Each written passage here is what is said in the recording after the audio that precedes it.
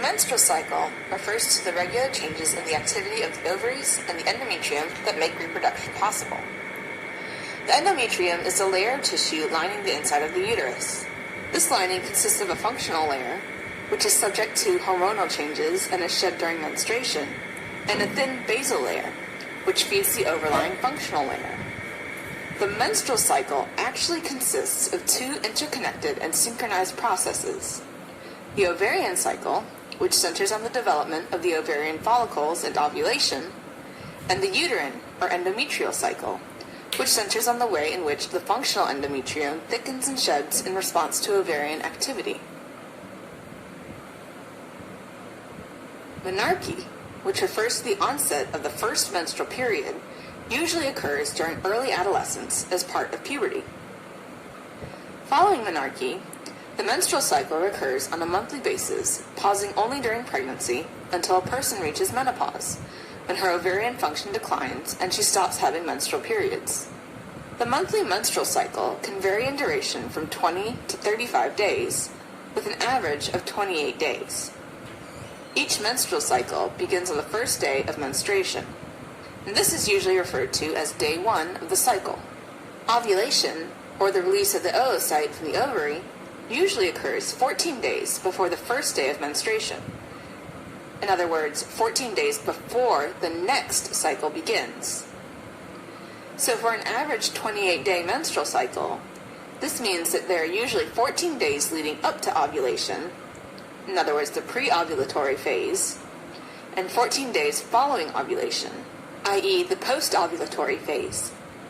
During these two phases, the ovaries and the endometrium each undergo their own set of changes, which are separate but related.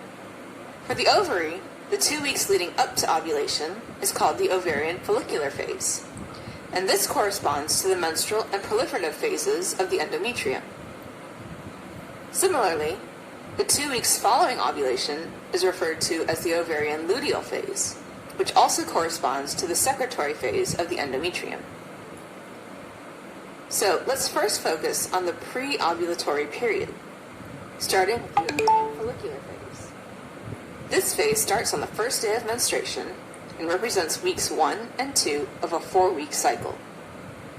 The whole menstrual cycle is controlled by the hypothalamus and the pituitary gland, which are like the masterminds of reproduction. The hypothalamus is a part of the brain that secretes gonadotropin-releasing hormone, or GnRH, which causes the nearby anterior pituitary gland to release follicle-stimulating hormone, or FSH, and luteinizing hormone, or LH. Before puberty, gonadotropin-releasing hormone is released at a steady rate, but once puberty hits, gonadotropin-releasing hormone is released in pulses, sometimes more and sometimes less. The frequency and magnitude of the gonadotropin-releasing hormone pulses determine how much follicle-stimulating hormone and luteinizing hormone will be produced by the pituitary. These pituitary hormones control the maturation of the ovarian follicles, each of which is initially made up of an immature sex cell, or primary oocyte, surrounded by layers of theca and granulosa cells, the hormone-secreting cells of the ovary. Over the course of the follicular phase, these oocyte-containing groups of cells, or follicles, grow and compete for a chance at ovulation. During the first 10 days, theca cells develop receptors and bind luteinizing hormone, and in response, secrete large amounts of the hormone androstenedione, an androgen hormone. Similarly, granulosa cells develop receptors and bind follicle-stimulating hormone, and in response, produce the enzyme aromatase. Aromatase converts androstenedione from the theca cells into 17-beta-estradiol, which is a member of the estrogen family. During days 10 through 14 of this phase, granulosa cells also begin to develop luteinizing hormone receptors, in addition to the follicle-stimulating hormone receptors they already have. As the follicles grow and estrogen is released into the bloodstream, increased estrogen levels act as a negative feedback signal, telling the pituitary to secrete less follicle-stimulating hormone. As a result of decreased follicle-stimulating hormone production, some of the developing follicles in the ovary will stop growing, regress, and die off. The follicle that has the most follicle-stimulating hormone receptors, however, will continue to grow, becoming the dominant follicle that will eventually undergo ovulation. This dominant follicle continues to secrete estrogen, and the rising estrogen levels make the pituitary more responsive to the pulsatile action of gonadotropin-releasing hormone from the hypothalamus. As blood estrogen levels start to steadily climb higher and higher, the estrogen from the dominant follicle now becomes a positive feedback signal. That is, it makes the pituitary secrete a whole lot of follicle-stimulating hormone and luteinizing hormone in response to gonadotropin-releasing hormone. This surge of follicle-stimulating hormone and luteinizing hormone usually happens a day or two before ovulation and is responsible for stimulating the rupture of the ovarian follicle and the release of the oocyte. You can think of it this way. For most of the follicular phase, the pituitary saves its energy.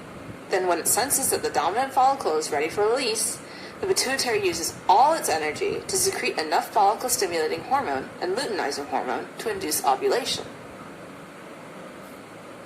While the ovary is busy preparing an egg for ovulation, the uterus, meanwhile, is preparing the endometrium for implantation and maintenance of pregnancy.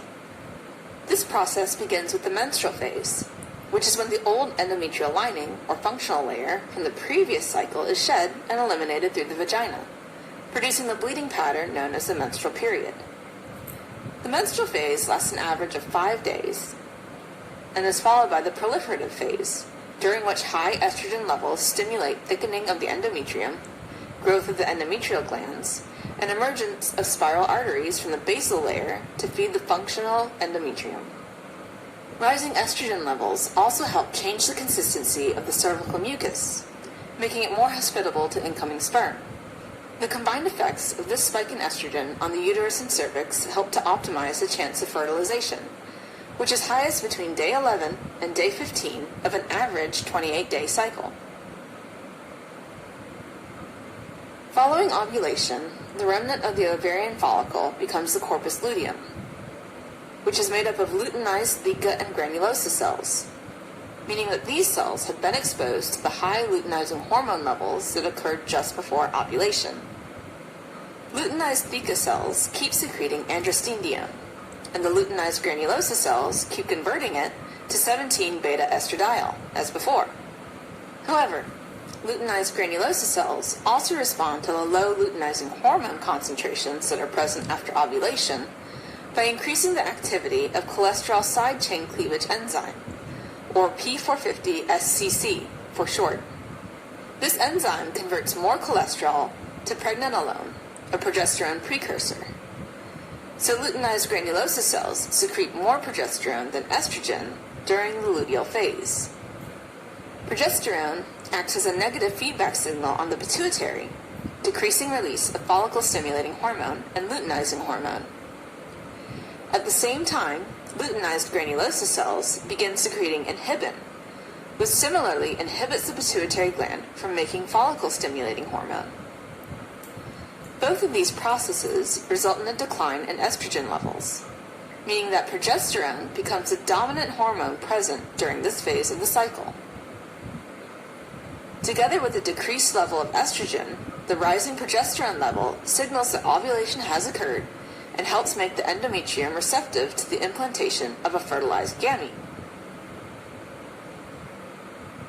Under the influence of progesterone, the uterus enters into the secretory phase of the endometrial cycle. During this time, spiral arteries continue to grow and the uterine glands begin to secrete more mucus. After day 15 of the cycle, the optimal window for fertilization begins to close. The cervical mucus starts to thicken and becomes less hospitable to the sperm. Over time, the corpus luteum gradually degenerates into the non-functional corpus albicans. The corpus albicans doesn't make hormones, so estrogen and progesterone levels slowly decrease. When progesterone reaches its lowest level, the spiral arteries collapse, and the functional layer of the endometrium prepares to shed through menstruation. This shedding marks the beginning of a new menstrual cycle and another opportunity for fertilization. Alright, so as a quick recap, the menstrual cycle begins on the first day of menstruation. For an average 28-day menstrual cycle, the changes which occur in the ovary during the first 14 days are called the follicular phase. Ovulation usually occurs at day 14, as a result of the estrogen-induced surge in luteinizing hormone. The last 14 days of the cycle are the luteal phase, during which progesterone becomes the dominant hormone.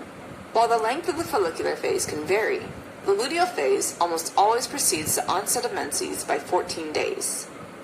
The uterus also goes through its own set of changes. During the first 14 days of the cycle, the endometrium goes through the menstrual phase and the proliferative phase. During the last 14 days, it goes through the secretory phase.